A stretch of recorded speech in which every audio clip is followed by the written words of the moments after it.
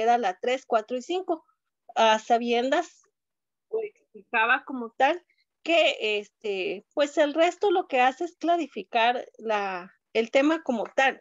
Si tú te das cuenta, por ejemplo, la 1 es la esencial y nos da referencia de todo lo que viene en adelante, pero para tener la comprensión de lo mismo y hacer la diferencia de lo que compete, por ejemplo, a los determinantes y, en el determinante como tal el artículo, y para separar el pronombre, es que vemos esas otras 3 como tal. Entonces sería de la 3 a la 5.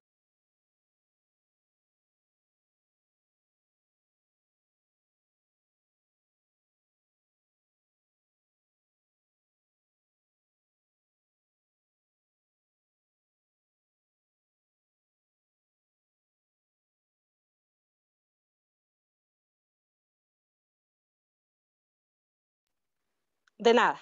Estamos entonces ahí, Wanda. Y ahora vamos a trabajar, en este caso, pues la lectura. Vamos a darle un día a cada uno. Habíamos empezado lo que era el código de Hammurabi, pero recuerdo que no habíamos terminado, entonces vamos a leer, por favor, sobre ello. Le voy a pedir a Ana y Lucas que podamos leer el código, por favor, que aparece ahí. Voy a ir corriendo la lectura para que puedas ir leyendo de poco en poco. Por favor, comencemos. El Código de Leyes de Hammurabi. Hammurabi fue un rey de Babilonia, una civilización antigua que floreció en la región que ahora ocupa Irak. Gobernó de 1792 a 1750 a.C. y conquistó varias naciones rivales, pero es famoso sobre todo por ser el primer legislador de la historia.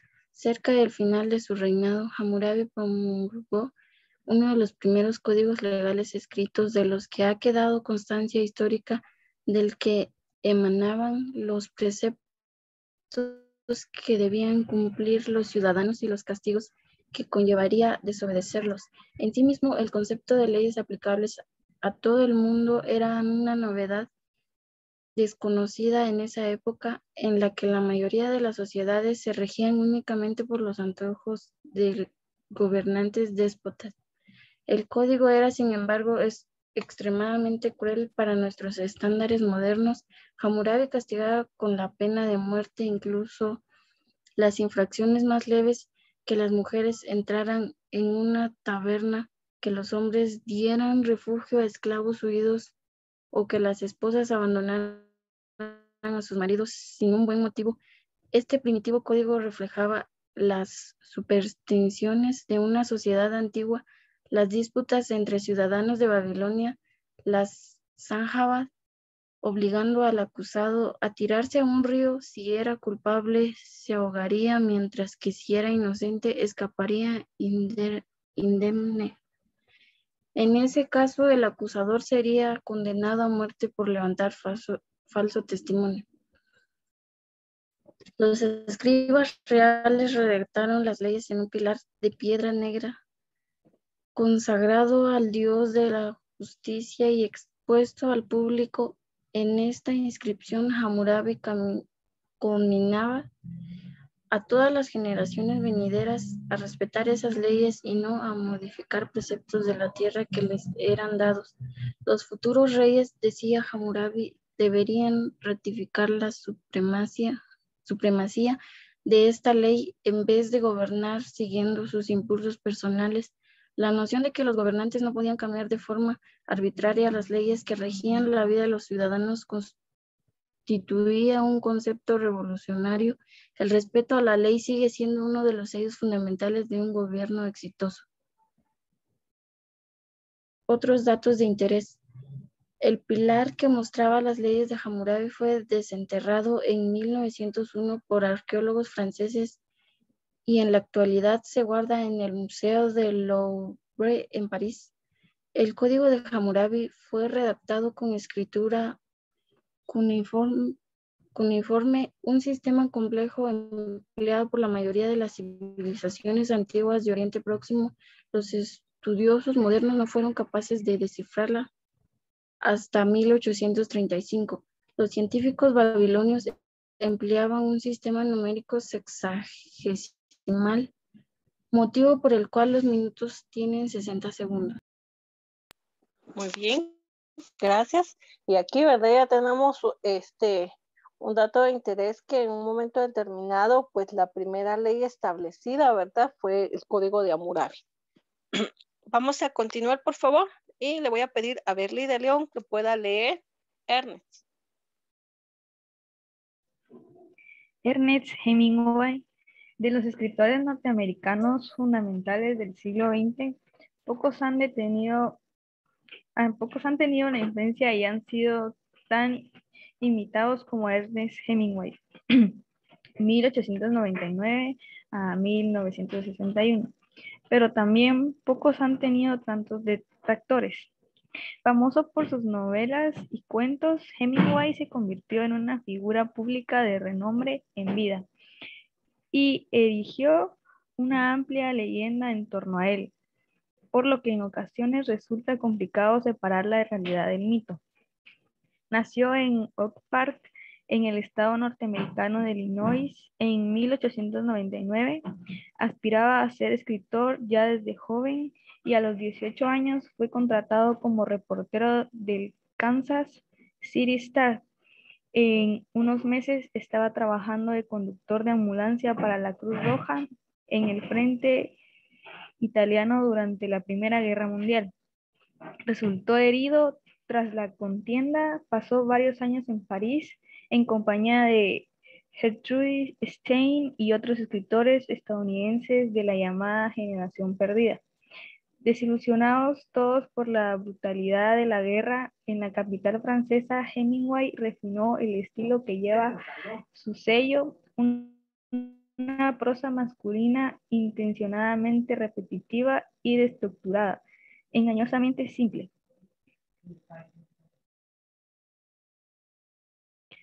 Tras escribir varios cuentos inspirados en el verano de su niñez en Michigan y en sus viajes posteriores por Europa, se puso manos a la obra con la que sería su primera novela y una de sus obras fundamentales, Fiesta, en 1926.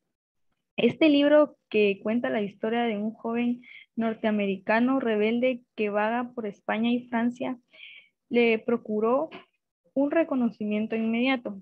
Luego vendría Adiós a las armas en 1929, sobre su trágico romance en el marco de la Primera Guerra Mundial entre un conductor de ambulancias estadounidense y una enfermera inglesa. ¿Y por quién dobla las campanas? En 1940, un relato sobre las guerrillas en la contienda civil española inspirado en la labor que él mismo realizó como periodista en aquel conflicto. El protagonista de esta novela encarna a la perfección lo que muchos han venido a llamar el código heroico de Hemingway, un hombre estoico y desilusionado, que muestra su elegancia y nobleza al enfrentarse a la violencia y a la adversidad. A medida que su fama iba creciendo, Hemingway se fue ganando y cultivando una sólida reputación como escritor interesado solo en la guerra, los toros, la caza, la pesca y otros temas claramente masculinos.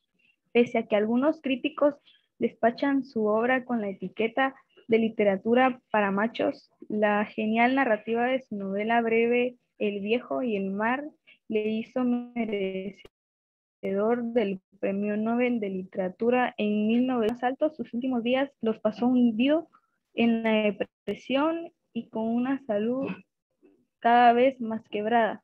Se suicidó con una escopeta en 1961. La influencia de su estilo en la novela. El concurso anual de imitadores de Hemingway cuenta con cientos de competidores que rinden un divertido homenaje al estilo inconfundible de este escritor. Entre las obras premiadas en el pasado destacan El viejo y la pulga y Por quién corre la pasta. Muy bien, gracias. Vamos a continuar. El otro fragmento es el busto de Nefertiti. Le corresponde a Adriana Hernández.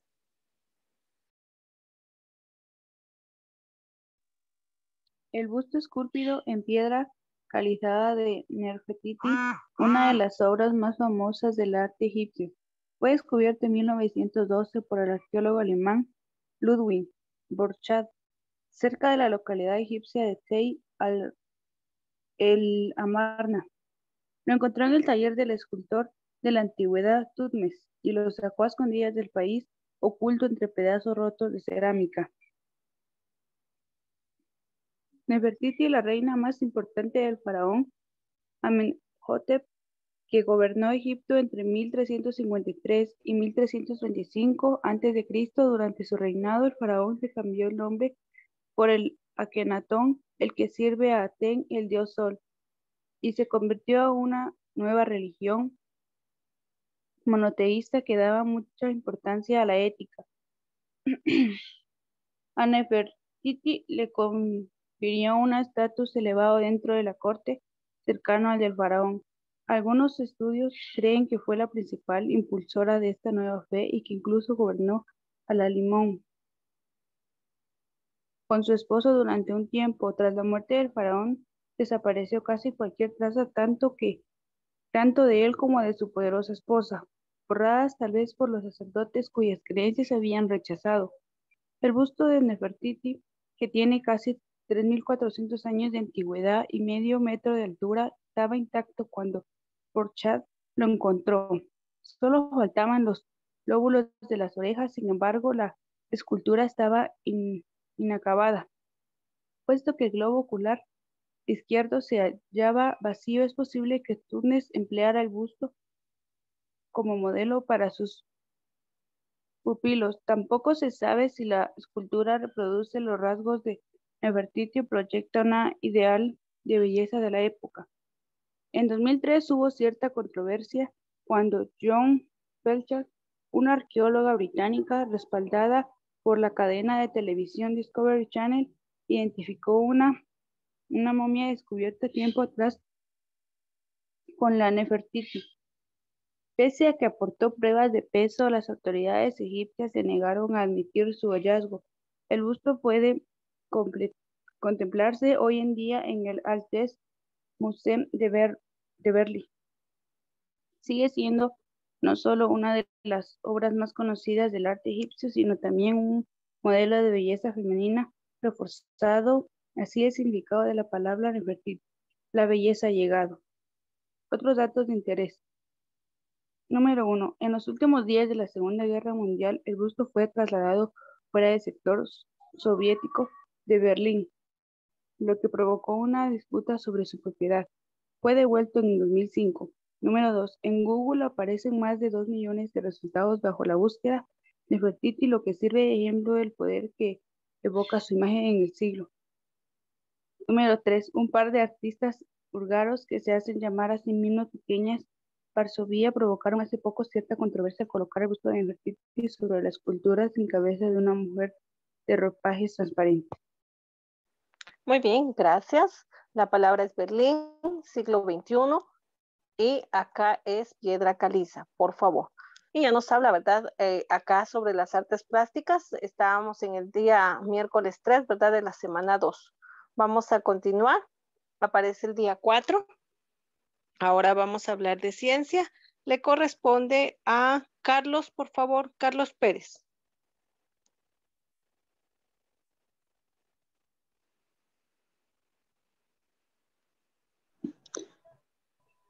Eratóstenes.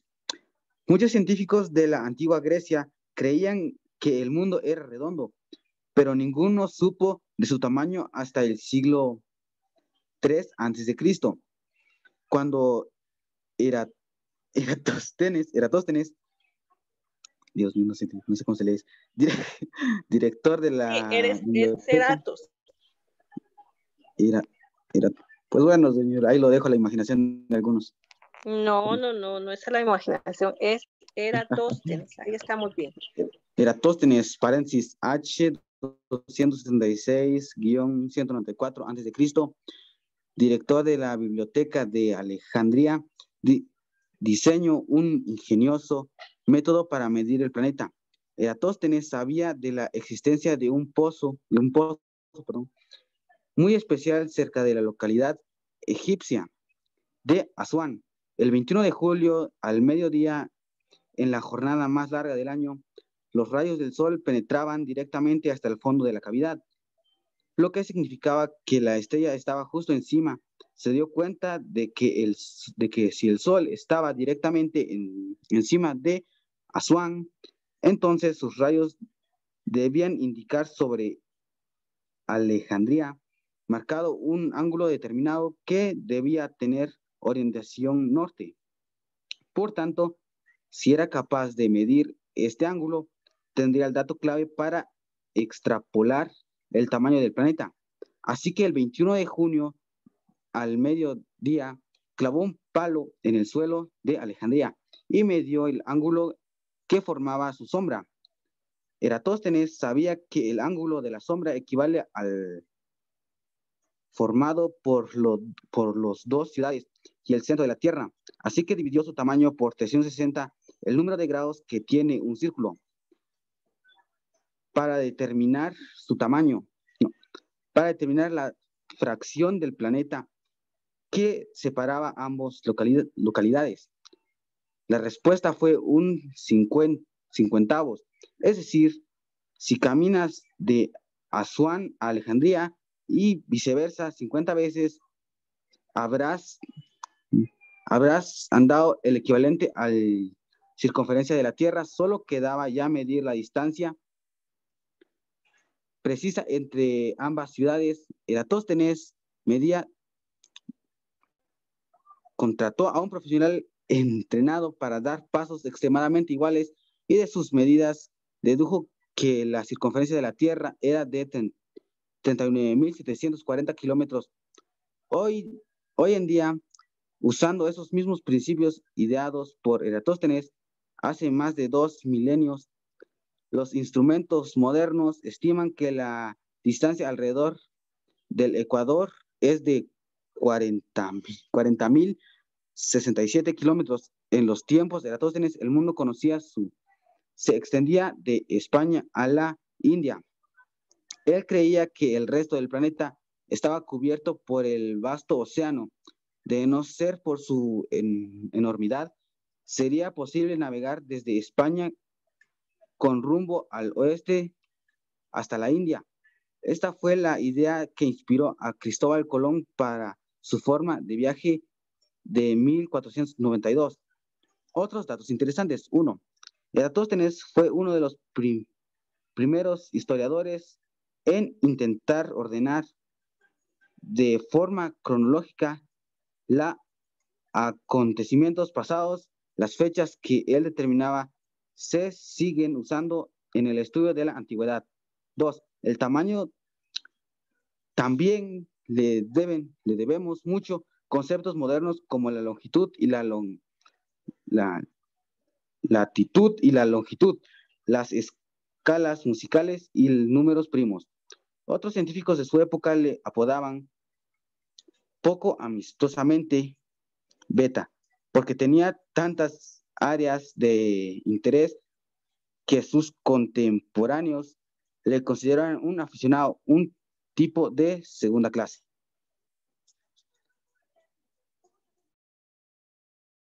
Gracias. Vamos a continuar. Por favor, Jennifer, la melodía.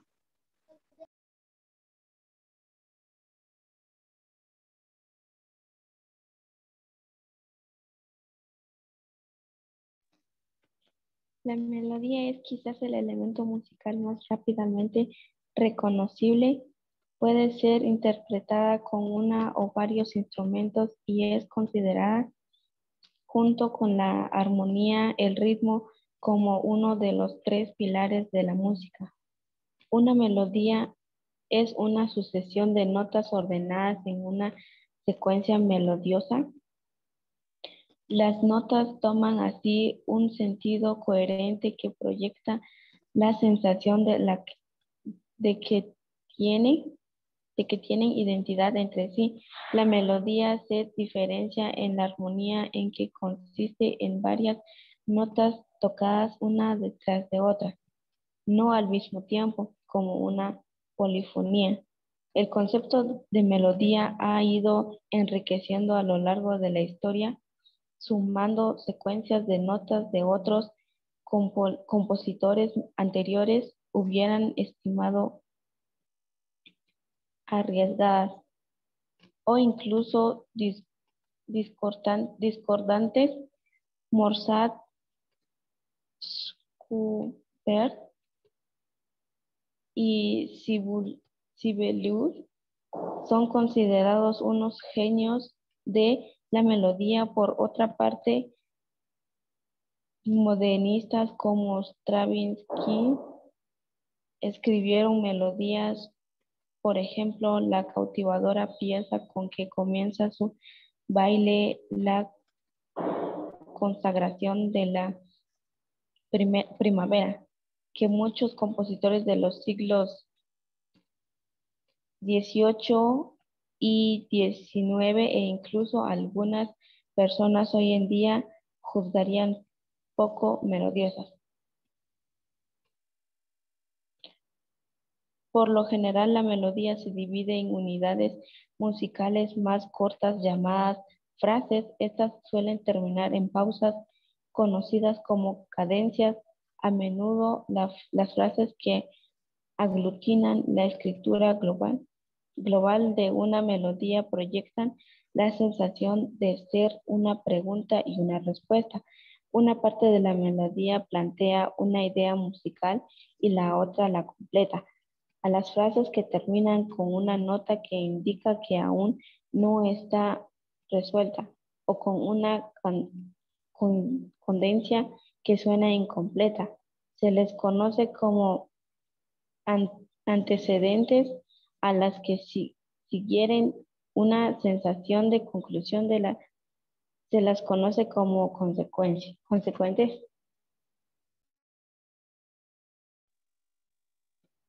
Otros datos de interés.